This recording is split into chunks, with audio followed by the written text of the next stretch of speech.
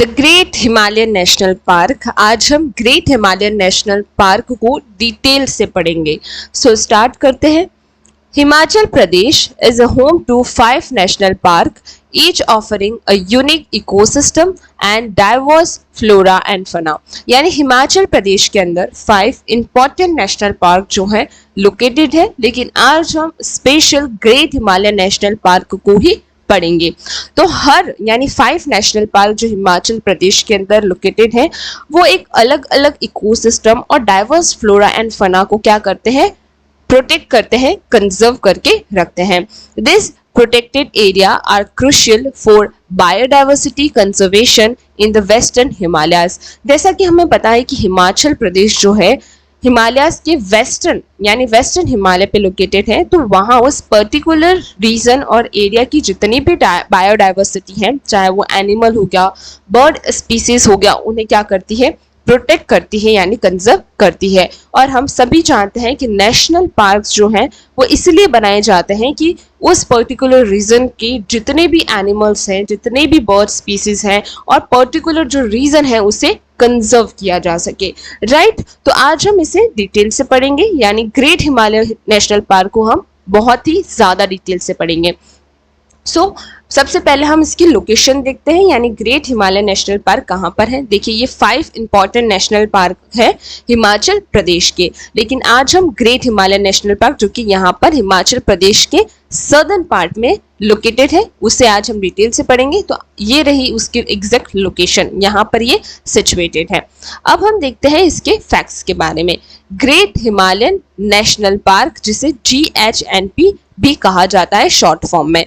Location की बात करें, यानी अगर ग्रेट हिमालय नेशनल पार्क कहाँ पर लोकेटेड है, तो ये कुल्लू डिस्ट्रिक्ट के बंजारा सब डिवीजन में लोकेटेड है। यानी अगर आपको कोई क्वेश्चन पूछे कि ग्रेट हिमालय नेशनल पार्क कहाँ पर लोकेटेड है, तो हिमाचल प्रदेश के कुल्लू डिस्ट्रिक्ट के बंजारा सब डिवीजन पे ये लोकेटेड है। इसके बाद एस्टैब्लिश कब हुआ ये है, तो 1984 में इसे एस्टैब्लिश किया गया है और 2024 के अंदर यूनेस्को वर्ल्ड हेरिटेज साइट में इसे कंसीडर किया गया है, यानी इंस्क्राइब्ड किया गया है।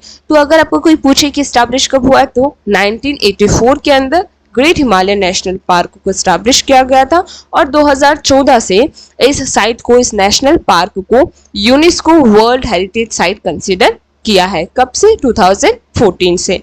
अब इसके एरिया की बात करते हैं, तो ये अप्रोक्सीमेटली 1171 किलोमीटर स्क्वायर एरिया का रीजन है, जहां पर कई सारी बायोडाइवर्सिटी जो है, एनिमल्स जो है, बर्ड्स है, उसे प्रोटेक्ट और कंजर्व किया जाता है।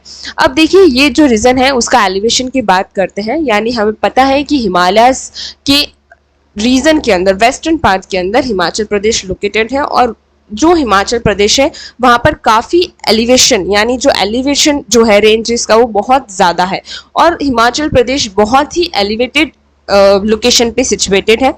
जैसे range from 1500 metre to 6000 metre above sea level, यानी सी लेवल से 6000 से 1500 मीटर ये ऊपर लोकेटेड है। And this vast elevation range create diverse zone including alpine, glacial, temperate and सब ट्रॉपिकल फॉरेस्ट। और यही जो एक एलिवेशन रेंज है वो डाइवर्स जोन क्रिएट करती है इस रीजन के अंदर, जैसे अल्पाइन जोन हो गया, ग्लेशियल जोन, टेम्परेट जोन और सब ट्रॉपिकल फॉरेस्ट जोन। तो काफ़ी अलग अलग क्लाइमेट हमें यहाँ पर देखने को मिलता है और इसी वजह से अलग अलग तरीके के जो बायोडाइवर्सिटी है, एनिमल्स हैं और जो बर्ड्स हैं वो हमें देखने को मिलते हैं इस पर्टिकुलर रीजन के अंदर।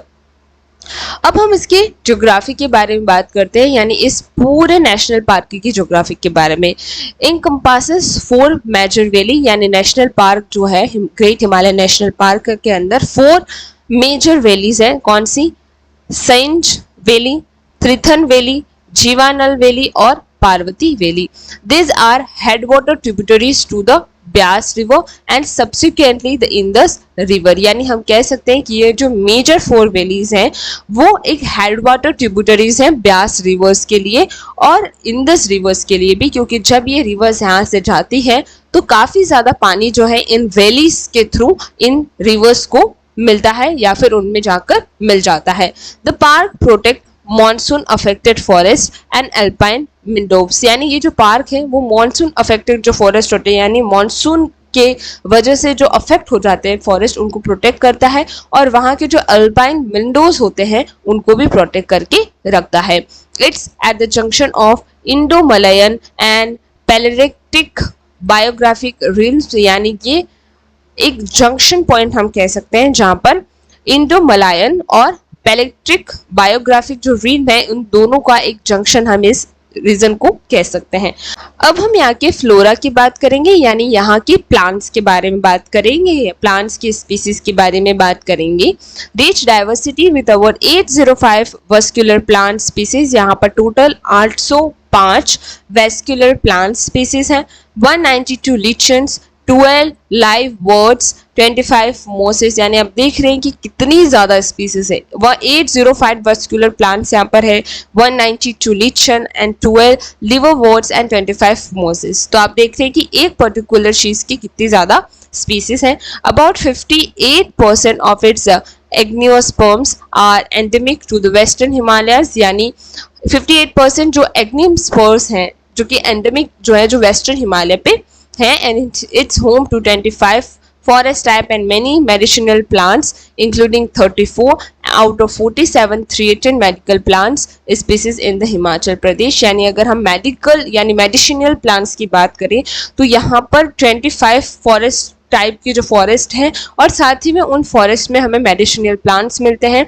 जिसमें 47 में से 34 जो है, यानी 34 आउट ऑफ 47 जो है वो 34 जो प्लांट्स हैं मेडिसिनल प्लांट्स है वो थ्रेटेंड है।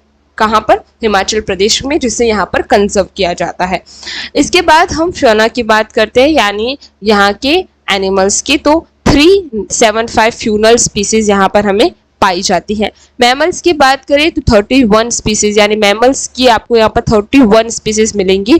Globally threatened species like snow leopard हो गया, हिमालयन थार हो गया, musk deer, serow, western tragopan and also Himalayan brown bears, goral and blue sheep. तो ये सारे थ्रेटेंड स्पीसीज है, यानी जो लगभग एंजेंडर होने वाली है, जिसे यहाँ पर कंजर्व किया जाता है। बर्ड्स की बात करें 209 स्पीसीज है, इंक्लूडिंग 3 ग्लोबली थ्रेटेंड बर्ड्स। यहाँ पर जो लगभग 3 जो ग्लोबली थ्रेटेंड बर्ड्स कौन से हैं? वेस्टर्न टार्गपो और मोनल, ये जो एक थ्रेटेंड बर्ड स्पीसीज हैं इस रीजन के। रेप्टाइल्स की बात करें 3 रेप्टाइल्स स्पीसीज यहाँ पर है, एम्बिफियंस 9 एम्बिफियंस स्पीसीज हैं, और इंसेक्ट यानी 127 स्पीसीज आपको यहाँ पर मिल जाएंगी। अब हम इसके सिग्निफिकेंस की बात करेंगे, यानी नेशनल पार्क की क्या सिग्निफिकेंस है। तो ये critical biodiversity hotspot protecting a unique biota across various altitude sensitive ecosystem, यानी ये एक ऐसा बायोडाइवर्सिटी हॉटस्पॉट है जहाँ पर कई सारे जो एल्टीट्यूड सेंसिटिव इकोसिस्टम होते हैं, एनिमल्स, बर्ड, प्लांट्स, इनको क्या करता है?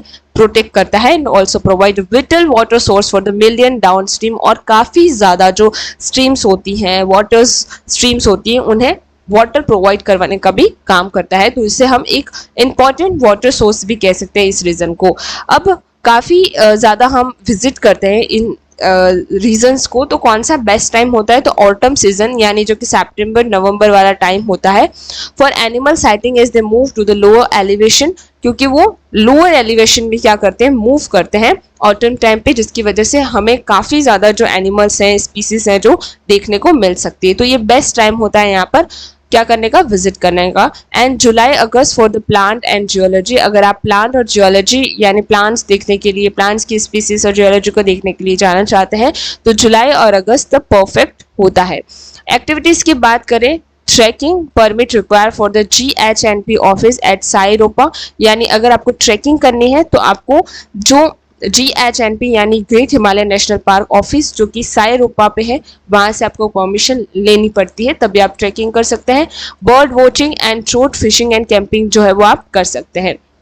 सो हियर इट इज़, आज हम यहीं पर ख़त्म करेंगे। नेक्स्ट हम दूसरा नेशनल पार्क देखेंगे और उसे भी इतने ही डिटेल से पढ़ेंगे। अगर आपको लेक्चर पसंद आया हो तो प्लीज़ एक लाइक शेयर ज़रूर करिएगा, साथ ही में सब्सक्राइब ज़रूर कीजिएगा, क्योंकि हिमाचल प्रदेश के 4 इंपॉर्टेंट नेशनल पार्क बाकी हैं जिसे हम नेक्स्ट लेक्चर्स के अंदर 1 by 1 पढ़ेंगे। तो please subscribe our channel. Thank you.